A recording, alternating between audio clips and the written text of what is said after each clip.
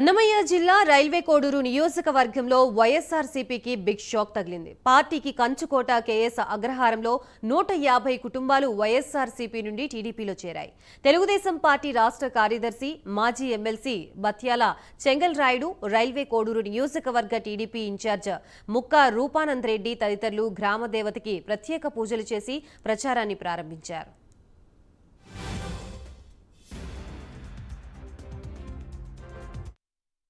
అనంతరం railway Koduru Telugu Desam party in charge Mukka Roopanand Reddy, ఆయన కోడలు రిషికారెడ్డి, మురళీరెడ్డి, పెంచలరెడ్డి ఆధ్వర్యంలో తెలుగుదేశం పార్టీలో చేరిన వారికి కండువాలు కప్పి సాదరంగా ఆహ్వానించారు. టీడీపీ నేతలు బత్యాల చెంగల్ రాయుడు, ముక్కా రూపానంద్ రెడ్డి ప్రజలకి ఆప్యాయంగా పలకరిస్తూ ప్రచారాన్ని కొనసాగించారు. ఈ కార్యక్రమంలో తెలుగుదేశం పార్టీ మండల అధ్యక్షులు కేకే చౌదరి, రాజుకుంట నరసింహ, జనసేన నాయకులు మాదాసు నరసింహ, తెలుగుదేశం నాయకులు కాకర్ల నాగార్జున, ఎన్డీఏ కూటమి నాయకులు, కార్యకర్తలు తదితరులు పాల్గొన్నారు.